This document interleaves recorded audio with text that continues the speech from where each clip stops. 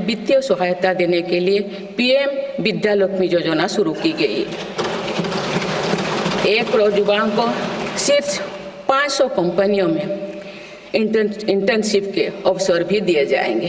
Paper leak की घटनाओं को रोकने और भर्ती में पारदर्शिता सुनिश्चित करने के लिए नया कानून लागू किया गया है।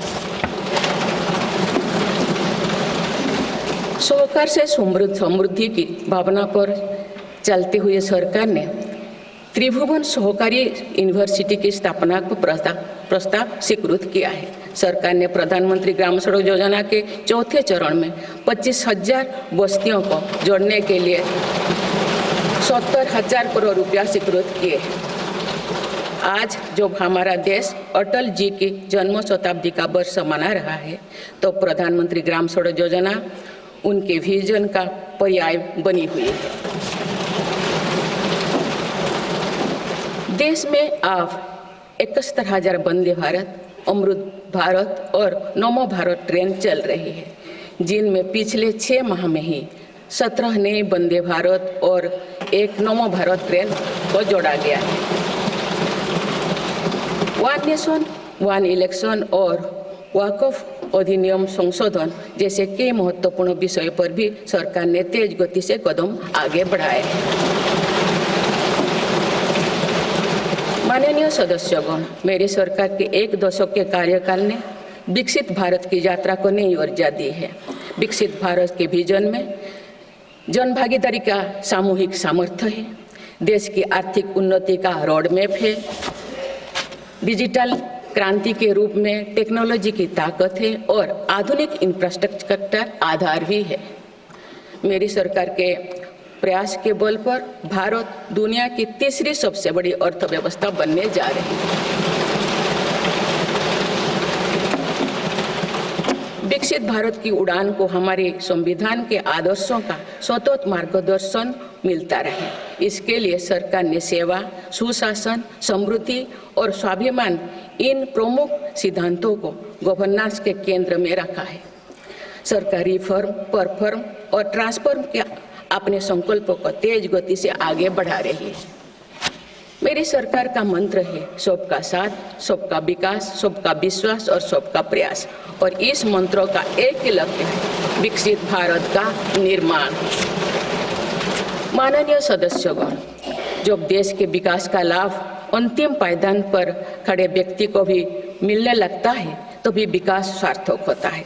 मेरी अंत्योदय की वह भावना है जिसके प्रति मेरी सरकार संकल्पित रही है। गरीब को गरिमापूर्ण जीवन मिलने से उसमें जो सशक्तिकरण का भाव पैदा होता है और गरीबी से लड़ने में उसकी मदद करता है। स्वच्छ भारत अभियान के तहत बने 12 करोड़ शौचालय, प्रधानमंत्री उज्ज्वला योजना के तहत निःशुल्क दिए गए 10 करोड़ गैस कनेक्शन, 80 करोड़ जरूरतमंदों का राशन, सौभाग्य योजना, जल जीवन मिशन जैसे अनेक योजनाओं में गरीब को ये भरोसा दिया गया है कि वे सम्मान के साथ जी सकते हैं। ऐसे ही प्रयासों की वजह से देश के 25 करोड़ लोग गरीबों को परास्त करके आज अपने जीवन में आगे बढ़ रहे हैं। इन्होंने न्यू मिडिल क्लास का एक ऐसा समूह तैयार किया है जो भारत की ग्रोथ को नई ऊर्जा से भर रहा है। माननीय सदस्यगण, भारत जैसे देश की आर्थिक उन्नति मध्यम वर्ग मिडिल क्लास की आकांक्षाओं और उनकी पूर्ति से परिभाषित होती है। मध्यम वर्ग जितने बड़े सपने देखेगा, देश उतने ही ऊंचा उड़ान भरेगा। मेरे सरकार ने मुक्त स्वर से मध्यम वर्ग के योगदान को न केवल स्वीकारा है, बल्कि हर मौके पर उसे सराहा भी है। सरकारी कर्मचारी भी मिडिल क्लास के अहम प्रतिनिधि है। हाल ही में मेरी सरकार ने सरकारी कर्मचारियों के कल्याण के लिए 8वें वेतन आयोग के गठन का निर्णय लिया है। ये निर्णय आने वाले वर्षों में सरकारी कर्मचारियों के वेतन में बड़ी वृद्धि का आधार बनेगा। केंद्र सरकार के लाखों कर्मचारियों का यूनिफाइड पेंशन स्कीम के तहत 50% सुनिश्चित पेंशन देने का निर्णय भी लिया गया है, जिसका व्यापक स्वागत हुआ है। मध्यम वर्ग का अपने घर का सपना पूरा करने के लिए भी मेरी सरकार प्रतिबद्ध है। रेरा जैसे कानून बनाकर मध्यम वर्ग के सपने को सुरक्षा दी गई है। घर के लिए लोन पर सब्सिडी दी जा रही है। उड़ान योजना ने लगभग 1.5 करोड़ लोगों का हवाई जहाज में उड़ने का सपना पूरा किया गया है। जन औषधि केंद्रों में 80% रियायती दरों पर मिल रही दवाओं से देशवासियों की 30,000 करोड़ रुपये से ज़्यादा बचे हैं। हर विषय की पढ़ाई के लिए सीटों की संख्या में भी कई गुना बढ़ोतरी का बहुत लाभ मध्यम वर्ग को मिला है। राष्ट्र निर्माण में करदाता के योगदान को मेरी सरकार ने सम्मान देते हुए टैक्स से जुड़े मसलों को आसान किया है। टैक्स विवादों को कम करने के लिए फेसलेस मूल्यांकन की शुरुआत कर पारदर्शिता बढ़ाई गई है। आप देश में 75 वर्ष से अधिक उम्र के वरिष्ठ नागरिकों को जिन्हें सिर्फ पेंशन मिलती है, आयकर रिटर्न दाखिल करने के संबंध में स्वयं निर्णय लेने का अधिकार दिया गया है। माननीय सदस्यगण, मेरी सरकार महिलाओं के नेतृत्व में देश को सशक्त बनाने में यानी ह्यूमन लेड डेवलपमेंट में विश्वास करती है।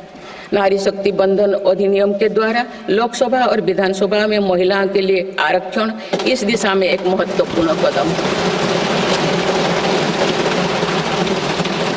राष्ट्रीय ग्रामीण आजीविका मिशन के तहत 91 लाख से अधिक स्वयं सहायता समूहों को सशक्त किया जा रहा है। देश की 10 करोड़ से भी अधिक महिलाओं को इसके साथ जोड़ा गया है। इन्हें कुल 9 लाख करोड़ रुपये से अधिक की राशि बैंक लिंकेज के माध्यम से वितरित की जा रही है। मेरी सरकार का लक्ष्य देश में 3 करोड़ लखपति दीदी बनाने का है। आज 1 करोड़ 15 लाख से भी अधिक लखपति दीदी एक गरिमामयी जीवन जी रहे हैं। इनमें से लगभग 50 लाख लखपति दीदी बीते 6 महीने में बनी हैं। ये महिलाएं एक उद्यमी के रूप में अपने परिवार के आय में योगदान दे रहे हैं। इंश्योरेंस फॉर ऑल की भावना के साथ कुछ महीने पूर्व ही बीमा सखी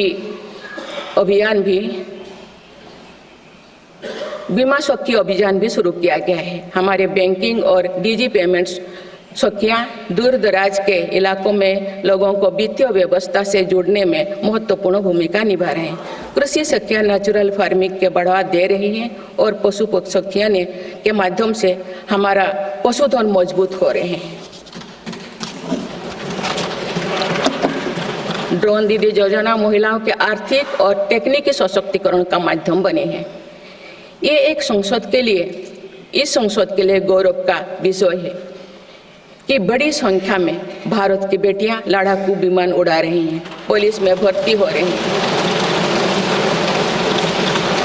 और कॉरपोरेट कंपनियों का नेतृत्व भी कर रहे हैं। मेरी सरकार के निर्णय के बाद बालिकाओं की भर्ती राष्ट्रीय मिलिट्री स्कूलों में प्रारंभ हो गई है। नेशनल डिफेंस एकेडमी में भी महिला कैडेट्स को भर्ती शुरू की गई है। हमारी बेटियां आज ओलंपिक में मेडल लाकर देश को भी गौरवान्वित कर रही हैं। मैं भारत की संसद के माध्यम से देश की नारी शक्ति को विशेष बधाई देती हूँ। माननीय सदस्यगण, पिछले 1 दशक में देश के हर बड़े प्रयास का दायित्व आगे बढ़कर भारत के युवाओं को उठाना पड़ा है। आज हमारा युवा स्टार्टअप स्पोर्ट्स से लेकर स्पेस तक हर फील्ड में देश का नाम रोशन कर रहे हैं। माय भारत पोर्टल के जरिए लाखों युवा राष्ट्र निर्माण के कार्य से जुड़ रहे हैं। पिछले 1 दशक में मेक इन इंडिया, आत्मनिर्भर Bharat, startup India, stand up India और डिजिटल इंडिया जैसी पहल ने युवाओं को रोजगार के अनेक अवसर प्रदान किए हैं। पिछले 2 वर्षों में सरकार ने रिकॉर्ड संख्या में 10 लाख स्थायी सरकारी नौकरियां प्रदान की गई। मेरी सरकार ने युवाओं के बेहतर कौशल और नए अवसरों के सृजन के लिए 2 लाख करोड़ रुपया का पैकेज स्वीकृत किया है। 1 करोड़ युवाओं के लिए इंटर्नशिप की व्यवस्था से युवाओं को ग्राउंड पर काम करने का अनुभव प्राप्त होगा।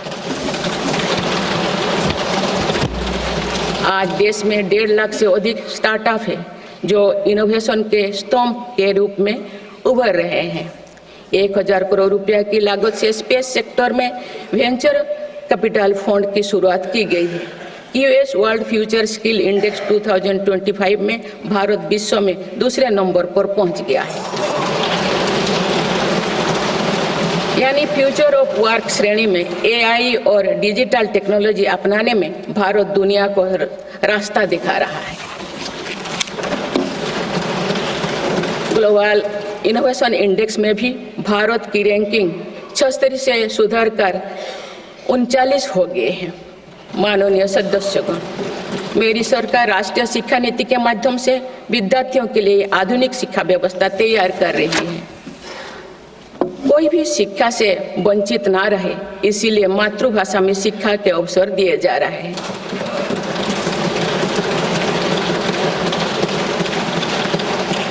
विभिन्न भर्ती परीक्षाएं 13 भारतीय भाषाएं में आयोजित कर भाषा संबंधी बाधाओं को भी दूर किया गया है।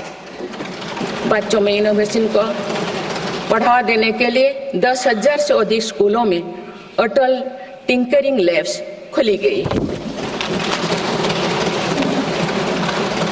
ईज ऑफ डूइंग रिसर्च के लिए हाल ही में 1 नेशन 1 सब्सक्रिप्शन स्कीम लागू कर गया है।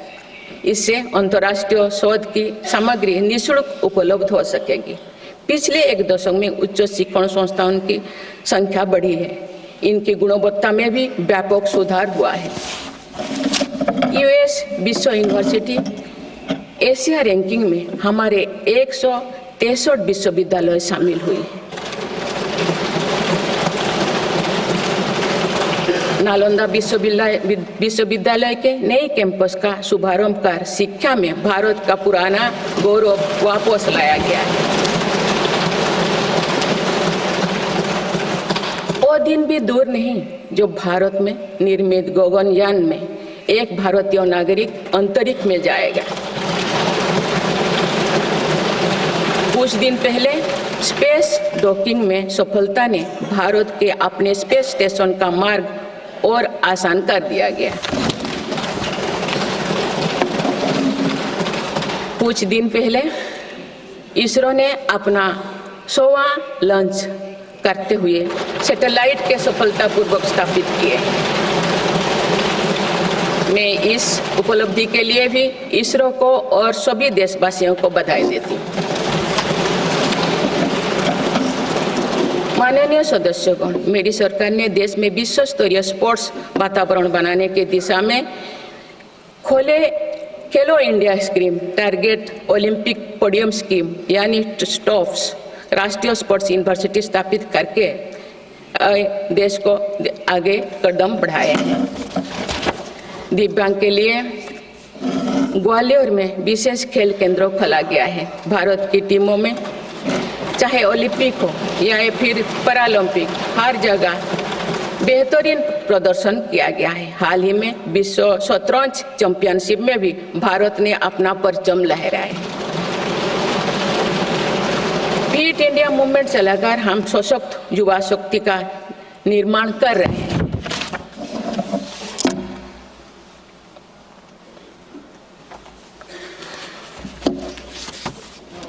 माननीय सदस्यगण, विकसित भारत के निर्माण में किसान, जवान और विज्ञान के साथ ही अनुसंधान का बहुत बड़ा महत्व है। हमारा लक्ष्य भारत को ग्लोबल इनोवेशन पावर हाउस बनाना है। देश के शिक्षण संस्थानों में अनुसंधान को बढ़ावा देने के लिए 50,000 करोड़ रुपया की लागत से अनुसंधान नेशनल रिसर्च फाउंडेशन स्थापित किया गया है। 10,000 करोड़ रुपया के लागत से विज्ञान धारा योजना के तहत विज्ञान एवं प्रौद्योगिकी में इनोवेशन को बढ़ावा दिया जा रहा है। आर्टिफिशियल इंटेलिजेंस के क्षेत्र में भारत के योगदान को आगे बढ़ाते हुए इंडिया एआई मिशन प्रारंभ किया गया है।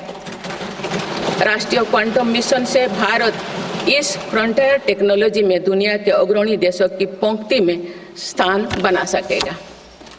मेरी सरकार देश में बायो मैन्युफैक्चरिंग को बढ़ावा देने के उद्देश्य से बायो ई-ट्री पॉलिसी लाई है।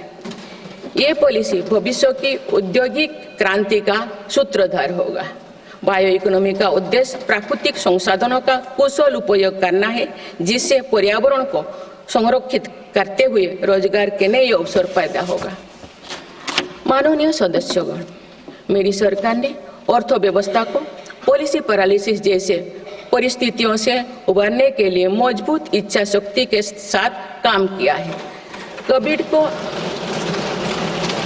कोविड और उसके बाद के हालात एवं युद्ध जैसी वैश्विक चिंताओं के बावजूद भारतीय अर्थव्यवस्था ने जो स्थायित्व एवं रेजिलियंस दिखाया है, वो उसके सशक्त होने का प्रमाण है। मेरी सरकार ने ईज ऑफ डूइंग बिजनेस को बढ़ावा देने के लिए कई महत्वपूर्ण कदम उठाए हैं।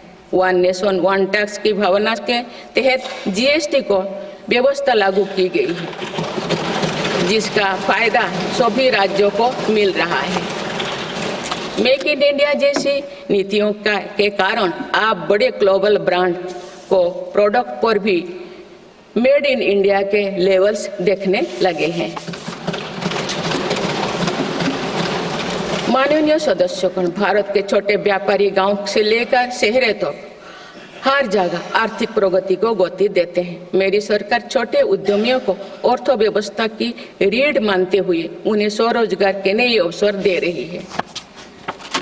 एमएसएमई के लिए क्रेडिट गारंटी स्कीम और ई कॉमर्स एक्सपोर्ट हब्स सभी प्रकार के उद्योगों को बढ़ावा दे रही है।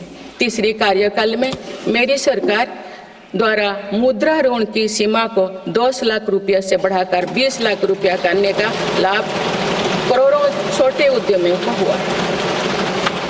मेरी सरकार ने क्रेडिट एक्सेस को आसान बनाया है। इससे वित्तीय सेवाओं की लोकतांत्रिक बनाया जा सका है।